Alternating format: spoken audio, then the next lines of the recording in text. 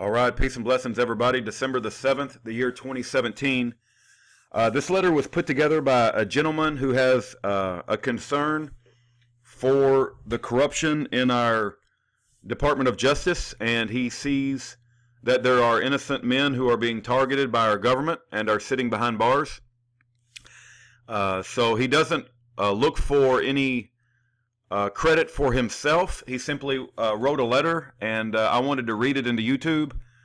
And if you guys have any suggestions about what can be added, this might be a good letter and a good template to write our own letters to congressmen and other people that have microphones that can reach a bigger amount of people.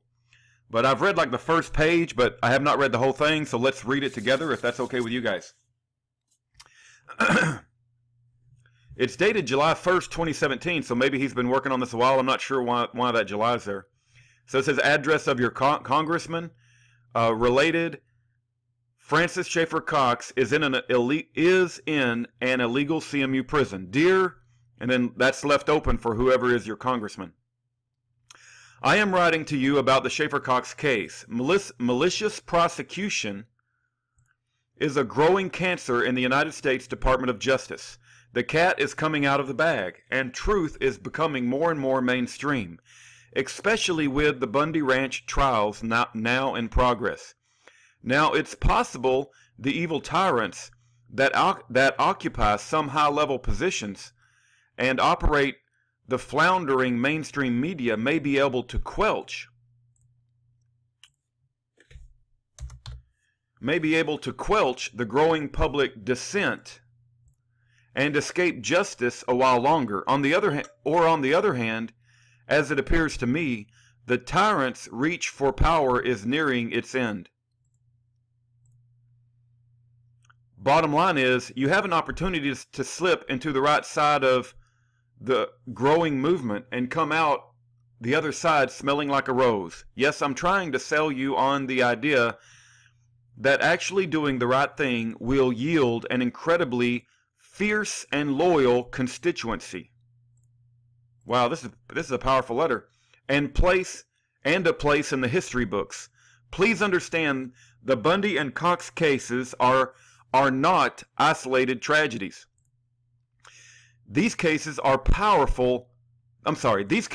however, perfect, glaring examples of how backward the U.S. Department of Justice has been operated for the last few decades. Amen, amen. In the following paragraphs, I'll do my best to present you with some glaring examples of injustice in the Schaeffer Cox case.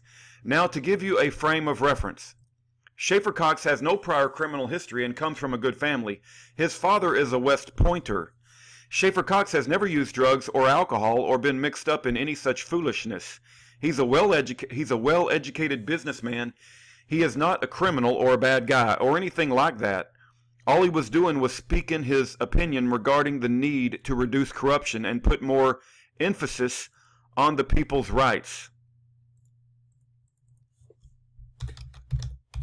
Emphasis on the people's rights. The following several paragraphs include video clips and emails, part of evidence gathered by the FBI.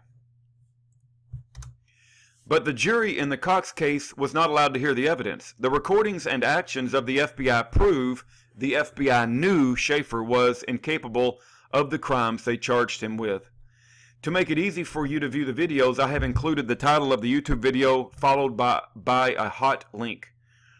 The below referenced court document referencing the email evidence is located in a Dropbox.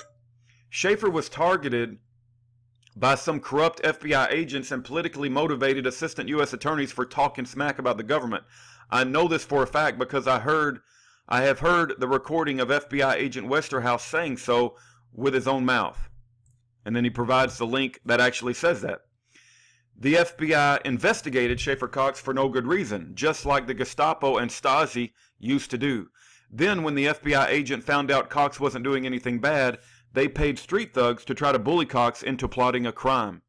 When Cox told the thugs that was a bad idea, one of the thugs, Bill Fulton, attacked Schaeffer Cox's friend, Les Zerby, with a hunting knife and held it to his throat while saying he was going to slit his throat open unless Cox and Zerby agreed to commit a crime.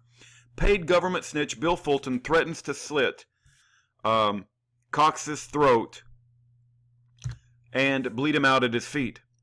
And the only reason that Bill Fulton attacked Zerby instead of Cox was because Cox was holding his 2-year-old baby son in his arms. As you listen to this recording, please remember that both Olson and Fulton were working for the FBI and testified at trial.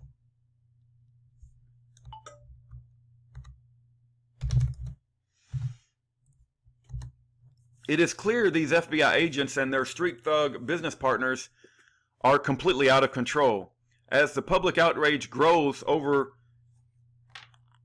this case and others like it, would it be a good idea to do the right thing and support the victim rather than the perpetrator? Are you on board? Schaeffer Cox is not a criminal. He has zero criminal history and no predisposition to commit crimes of any sort, much less a violent crime. So when he got this do-or-die death threat, he packed up his wife and 2 little kids and tried to leave the country to get away from the danger. That's all he knew to do. Cox was in fear for his life. Cox had already seen Bill Fulton commit an armed violent assault previously when Fulton got mad at Cox for refusing to plot a crime. So Cox knew it was serious when Fulton said he'd kill Cox if Cox said no to another one of Fulton's proposed crimes. Schaeffer Cox said he was committed to being like Gandhi, not Rambo, and he just wanted to get himself and his family away from the danger for good. I know this is true because I've heard it for myself. As you watch the first of the 2 videos below, make note that the FBI informant is the individual proposing unscrupulous behavior. Schaeffer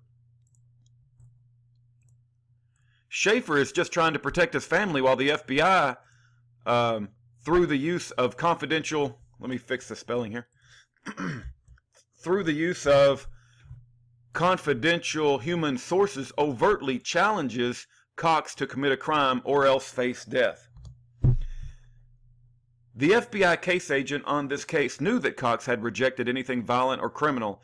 He knew Cox was leaving the country for his family's safety. The lead prosecuting attorney, Scrocky and Bottini, both knew it too. I know this because I've seen their emails back and forth saying so. Here's a link to the emails. June 2010 emails. SC was exposed as a self-aggrandizing fraud. He had no plan.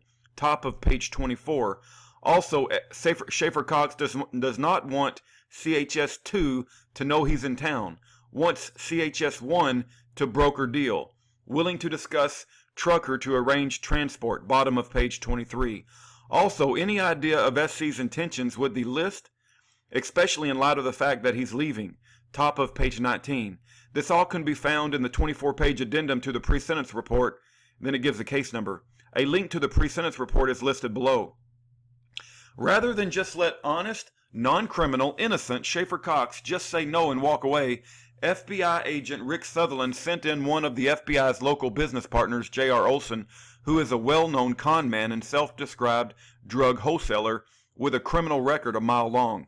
The infamous local drug lord J.R. Olson actually chased Cox's family down as they were driving to leave the country and disabled their vehicle in the middle of the Alaska wilderness, many miles from help, in the dead of a dangerously cold sub-zero winter where you will freeze to death if your car dies.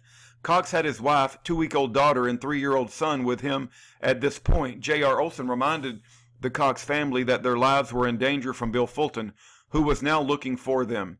Since Cox had again refused to sign up for violence, J.R. Olson then made up a story about how if the Cox family went with him and hid out in the attic of a friend's house, they would be safe until he could arrange a trucker to haul them out to safety. This trucker story was all just a lie to convince the Cox family that help was on the way.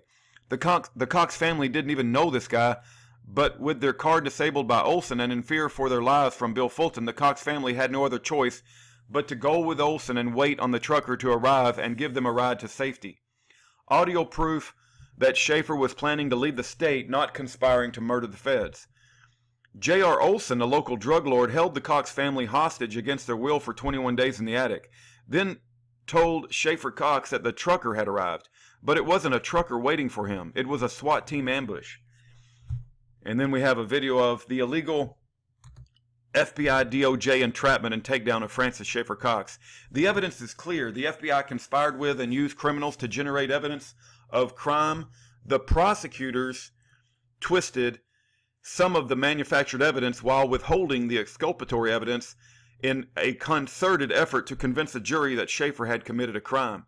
So let's see if we can sum up everything to this point in one run-on sentence. Schaeffer Cox and his friends and family have never done anything criminal in their whole lives. So when the FBI paid street thugs to literally hold a knife to their throats to try to convince them to become criminals, it's no surprise that Cox says no and tries to run for his life and his young family and run for his life with his young family in tow, only to be actually forcibly kidnapped under threat of death by a well-known local drug lord who works in partnership with the corrupt FBI and U.S. Attorney's Office in Alaska, namely Stephen Scrocky and Joseph Bottini, who have a very high profile and controversial history of corruptly going after their political critics. Then after what these crooks call the takedown, then after what these, I think he means crooks there, crooks called the takedown, they charged Schaeffer Cox with conspiracy to murder federal officials, but they didn't and still can't offer anything specific, so as who or when or how or why. The so-called conspiracy is just some generalized allegations. As FBI agent Westerhouse said, it's all because Cox had been talking smack about the government. And it gets even worse. The prosecutor Bottini ended up under investigation for lying and hiding evidence in several related political cases. So Bottini made Scrocky the number one on the case and then sat in the gallery whispering instructions to Scrocky over the bar on how to railroad Schaeffer Cox. The man they both knew was innocent. Bottini, through his willing puppet Scrocky, lied to the judge, to the jury, and coached their local drug lord business partner, J.R. Olson, to lie under oath to the jury. They falsely swore that Bill Fulton never made threats that Schaeffer Cox was not leaving the country for his safety and that Cox agreed to some sort of violent plan against the government. All three of these statements are the exact opposite of the truth, and Scrocky, Bottini, Fulton, and Olson all knew it. And I've seen videos that prove this. Now let's move on to what happened after the trial. After deceiving the court, the jury, the public, Scrocky and Bottini had Schaeffer Cox thrown in some special type of secret prison called the Communications Management Unit that obstructs his access to attorneys and has severely punished him for responding to inquiries from a movie producer who wants to make a film about the Schaeffer Cox case. You would be skeptical at this point regarding the secret prison. You could be skeptical at this point regarding the secret prison. After all, we live in the USA. Well, I have called and inquired about rules regarding books to inmates in the CMU housing. During this call, I asked about sending books to a certain inmate. Let me fix that. To a certain inmate, and the prison official said he wasn't sure because the inmate was in CMU housing and he would have to transfer me to a different person. I followed with, "What does CMU stand for?" The official replied, "Controlled Monitoring Unit." Now my question to the reader is this: the existence of Communications Management Unit prisons is well documented at this point and has been for some time. Why would the prison official claim the CMU stands for Controlled Monitoring Unit if there was not some deception going on? A compilation of the online info I have found regarding CMU prisons. Below is a letter from Congress to the Bureau of Prisons is referenced below. The following sentence taken from the same letter: as you are aware, the CMU were established in 2006 and 2008 without public knowledge and hence without the opportunity for public comment as required by law. And then this particular article in thenation.com, it appears that the above referenced sources that confirm the BOP bypassed the normal oversight rules of Congress to create the CMUs. I have written inmates in CMU housing. Some have written me back. Others have written back after delays of over 30 days, and Schaeffer has not ever written me, despite the fact I have sent him letters and money for close to a year. Now, by myself, I can't do much about the human rights abuses going on in the CMUs, but I'm not alone. Dear reader, will you turn a blind eye? Will you stand against the evil tyrants and lift your voice? How about send me a letter and I'll provide you with the address of a CMU inmate? That was an incredibly powerfully written letter.